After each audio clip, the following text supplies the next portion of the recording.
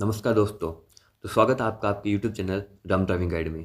जैसा कि आप सभी को पता है, हमने बियर ग्रिफ ड्राइवर की सीरीज शुरू कर रखी है, जिसमें हम थ्योरी क्लासेस हमने शुरू की है, जिसमें हमारी 2 क्लासेस पहले हो चुकी। पहली क्लास हमारी इंजन और उसके भाग थी, दूसरी थी हमारी पेट्रोल और डीजल इंजन। आज की क्लास में हम पढ़ेंगे 2 स्ट्रोक और 4 स्ट्रोक इंजन, और इसके बाद में इसी क्लास में हम पढ़ेंगे फायरिंग ऑर्डर।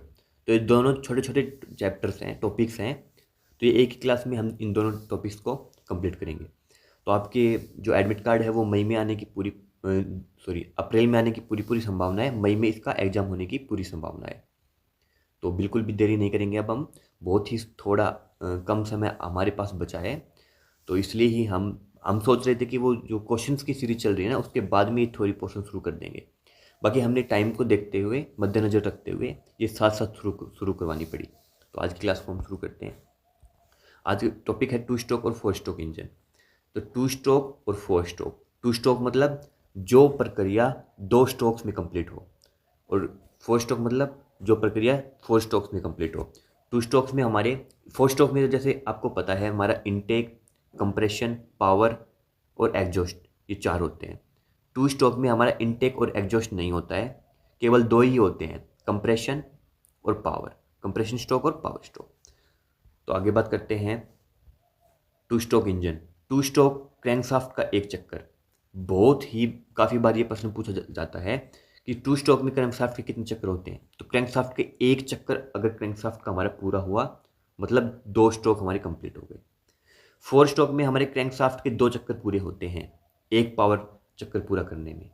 जैसे अगर हमारे क्रैंकशाफ्ट का 2 चक्कर पूरा हो गया तो ही 4 स्ट्रोक कंप्लीट होंगे, जिससे पावर चक्कर का पूरा एक चक्कर कंप्लीट होगा। तो 2 स्ट्रोक में क्रैंकशाफ्ट का एक चक्कर में एक पावर चक्कर पूरा होता है, और 4 स्ट्रोक में क्रैंकशाफ्ट में 2 चक्कर में एक पावर चक्कर पूरा होता है। कार्य क्या करते हैं? तो इसमें ओनली 2 स्ट्रोक होते हैं, संपीड़न और पावर स्ट्रोक, जिसे हम शक्ति कहते हैं। तो संपीड़न एवं अंतग्रहण पिस्टन ऊपर की ओर बढ़ता है, जिससे वायु मिश्रण मिश्रण संपीड़ित हो जाता है, जबकि नया मिश्रण प्रवेश करता है। तो जो टीडीसी से बीडीसी, जो पिस्टन की जो मूविंग जो होती है वो सेम होती है, जो हमारे 4 स्ट्रोक में होती है वो भी इन दोनों स्ट्रोक में सेम होती है। कंप्रेशन में नीचे से ऊपर जाएगा, और पावर स्ट्रोक में ऊपर से नीचे आएगा। शक्ति एवं निकास की बात करें, शक्ति स्ट्रोक, पावर स्ट्रोक की, तो स्पार्क प्लग मिश्रण को प्रज्वलित करता है, पिस्टन को नीचे की ओर धकेलता है और जली हुई गैसों को बाहर निकालता है। इसके एडवांटेज क्या है 4 स्ट्रोक्स के? तो 4 स्ट्रोक बहुत इंपॉर्टेंट क्वेश्चन इस चैप्टर में से आपके एक या दो से क्वेश्चन, 1 से 2 क्वेश्चन आपके जरूर आएंगे। तो जो जो मैं आपको इंपॉर्टेंट बताऊं तो वो तो करना ही करना है, बाकी पूरी क्लास आपको अच्छे से पढ़नी है। लाभ क्या होता है? तो लाभ सरल डिजाइन, हल्का वजन। 2 स्ट्रोक मतलब ये इसका डिजाइन जो है, इसके पार्ट्स जो है ना इसके अंदर, वो कम होते हैं, इसलिए हल्के वजन में भी हल्का होता है।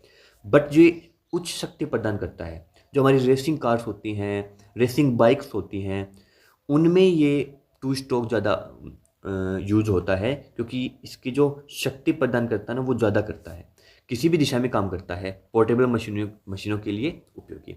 तो इसके नुकसान क्या हो सकते हैं? तो इसके नुकसान है कम इंजन दक्षता, ये एफिशिएंसी कम देता है, अधिक प्रदूषण उत्पन्न करता है, अधिक रिसाव के कारण इंजन का जीवन काल कम हो जाता है नहीं? तो ये इसके नुकसान थे। अब इसके उपयोग की बात कर लेते हैं। तो उपयोग में इसके मोटरसाइकिल में, चैनसा, नाव और छोटी मशीनरी में इनका उपयोग होता है। जहाँ पे हमें गति, स्पीड की ज़्यादा ज़रूरत होती है, वहाँ इसका उपयोग होता है। और एक चीज़ इम्पोर्टेंट, वेरी वेरी इंपॉर्टेंट, हालांकि इसमें मैंने ऐड नहीं की, ध्यान नहीं रहा होगा, तो वो होती है जो हमारा 4 स्ट्रोक होता है ना, उनमें वाल्व का उपयोग करते हैं, उनमें वाल्व्स लगे होते हैं। बट जो 2 स्ट्रोक हमारे होते हैं ना, 2 स्ट्रोक होता है, उनमें वाल्व नहीं होता है। 2 स्ट्रोक में वाल्व नहीं होता, तो सर क्या होता है? तो उनमें हमारे पोर्ट्स होते हैं। ये बात आपको माइंड में रखनी है, बहुत बार इसमें क्वेश्चन पूछा जाता है, और ये पूरी पूरी संभावना होती है आपकी ये क्वेश्चन आने की, यानी 2 स्ट्रोक में हमारे पोर्ट्स होते हैं, लगे होते हैं, वोल्ज नहीं होते हैं। 4 स्ट्रोक में हमारे वोल्ज होते हैं, पोर्ट्स नहीं होते हैं, यानी ये आप याद रखेंगे। 2 स्ट्रोक जो होता है वो ईजी होता है, यानी उसकी लागत भी कम होती है अगर ख़राब हो गया तो, वजन में हल्का होता है, यानी एफिशिएंसी बट कम देता है बट पावर अधिक देता है, यानी तो ये कुछ इसके लाभ हैं टू स्ट्रोक के। गति जिसमें ज़्यादा हमें चाहिए उसमें इसका यूज करते हैं। बाकी आगे बढ़ते हैं फोर स्ट्रोक में। फोर स्ट्रोक में क्रैंकशाफ्ट के 2 चक्कर में एक पावर पूरा होता है, कार्य करता, इनटेक होता है, कंप्रेशन होता है, इसमें 4 स्ट्रोक पूरे होते हैं, पावर होता है और निकास होता है। ये वही होते हैं जो हमने ऊपर डिस्कस किए थे।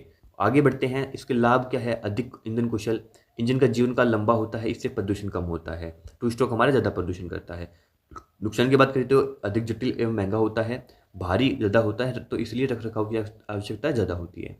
उपयोग की बात करें तो कार में, ट्रक में, जनरेटर में और बड़ी मशीन मोटरसाइकिल्स में इनका उपयोग होता है। यानी तो ये आपका टू स्ट्रोक और फोर स्ट्रोक था। बाकी कल की क्लास में हम कूलिंग सिस्टम करवाएंगे। अब हम करते हैं फायरिंग ऑर्डर, यानी फायरिंग ऑर्डर से भी हमारे क्वेश्चन पूछे जाते हैं। Firing order, firing order, firing order, firing order भी आपका बहुत इंपॉर्टेंट टॉपिक रहता है। तो वीडियो को शुरू करते हैं क्वेश्चन टॉपिक को। तो इंजन का फायरिंग ऑर्डर क्या होता है? फायरिंग ऑर्डर सबसे पहले समझते हैं।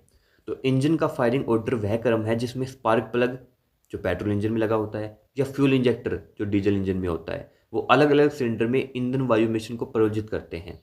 यह इंजन के सुचारू संचालन, संतुलित पावर डिलीवरी को सुनिश्चित करता है और कंपन को कम करता है। आगे बढ़ते हैं, फायरिंग ऑर्डर का महत्व क्या है? तो इंजन जो अनबैलेंसिंग होता है उसको रोकता है और कंपन को भी कम करता है और क्रैंकशाफ्ट को सुचारू शक्ति वितरण सुनिश्चित करता है। इसके बाद में है हमारा ओवर हीटिंग और इंजन की खटखटाहट को रोकता है, इंजन की दक्षता और द्रव्यागु में सुधार करता है। ये आपके इसके महत्व होते हैं। आगे बढ़ते हैं, आगे है हमारा विभिन्न इंजनों में सामान्य फायरिंग क्रम। जैसे 4 सिलेंडर इंजन जो हमारा होता है उसमें हमारा 1342 होता है, यानी अगर हम 2 सिलेंडर की बात करें तो इसमें सिंपल 1 और 2 होता है हमारा फायरिंग ऑर्डर। अगर 3 की बात करें तो हमारा 1 और 2 और 3 भी हो सकता है और 1, 3 और 2 भी हो सकता है। बाकी हालांकि ये ज़्यादा होता है 1, 3 और 2। बाकी 4 सिलेंडर की इसमें बता रखा है 1342 होता है, जो अधिक कारों, मोटरसाइकिल और कॉम्पैक्ट इंजनों में उपयोग इसका किया जाता है ज़्यादा। इसके बाद में बात करते हैं आगे है हमारा 6 सिलेंडर इंजन क्या होता है? तो 6 सिलेंडर इंजन की फायरिंग ऑर्डर हमारी 153624 होती है या फिर 142635 होती है। ये हमारा SUV, ट्रकों और कुछ स्पोर्ट्स कारों में इनका उपयोग किया जाता है। इसके बाद में 8 सिलेंडर इंजन है जिसे हम V8 बोलते हैं। तो ये सामान्य गोलीबारी आदेश, तो ये आपका क्रम है ये अमेरिकी V8 इंजन का होता है। ये आपका जो क्रम है ये यूरोपीय 8 इंजन का होता है। ये आपको खुद याद करना पड़ेगा। बाकी हालांकि इतने लंबे फायरिंग ऑर्डर नहीं पूछता है, ज़्यादा से ज़्यादा 2, 3, 4 और 5 तक पूछ लेता है। बाकी मैंने इनका आपको बता दिया 2, 3, 4, 5 का अच्छे से। इसके बाद में 3 सिलेंडर का ये आ गया 1, 2, 3 होता है या फिर 1, 3, 2 भी इसका होता है। छोटे हैचबैक और मोटरसाइकिलों में इसका उपयोग किया जाता है। 5 सिलेंडर इंजन की बात करें तो इसका फायरिंग ऑर्डर होता है हमारा 1, 2, 4, 5, 3, 1, 2, 4, 5, 3। कुछ ऑडी, वोल्वो और फोर्ड मॉडल में ये पाया जाता है, मतलब महंगी गाड़ियों में इनका 5 सिलेंडर इंजन का उपयोग होता है। फायरिंग ऑर्डर कैसे निर्धारित करता है, यानी कैसे ये हमें बताता है कि फायरिंग ऑर्डर इसी स्ट्रोक का इसी में आएगा? तो इंजन डिजाइन, सबसे पहले इंजनों की व्यवस्था के आधार पर यह होता है। उसके बाद में क्रैंकशाफ्ट के डिजाइन के आधार पर होता है। पिस्टन के ऊपर और नीचे जाने के क्रम के आधार निर्धारित करता है। उसके बाद कंपन, इंजन कंपन को कम करने और सुचारू शक्ति प्रदान करने के लिए कुछ जो मैन्युफैक्चरर्स होते हैं, व्हीकल्स के मैन्युफैक्चर होते हैं, वो भी डिसाइड करते हैं, मेन फैक्टर्स होते हैं कि किस इंजन में कौन सा फायरिंग ऑर्डर होगा। तो ये आज की हमारी क्लास थी जिसमें हमने कर लिए हैं आज के 2 स्ट्रोक, 4 स्ट्रोक और फायरिंग ऑर्डर, यानी तो ये दोनों टॉपिक आज के इंपॉर्टेंट थे। बाकी कल की क्लास में हम करेंगे शीतलन प्रणाली। तो मिलते हैं कल की क्लास में। अगर आपको वीडियो अच्छी लगी तो लाइक कर दीजिएगा और कोई भी अगर आपका डाउट है या फिर आप हमें फीडबैक देना चाहते हैं तो कमेंट करके ज़रूर बताइएगा। हम हर एक कमेंट का आपका रिप्लाई देने की कोशिश करेंगे। तो मिलते हैं कल की क्लास में। जय हिंद।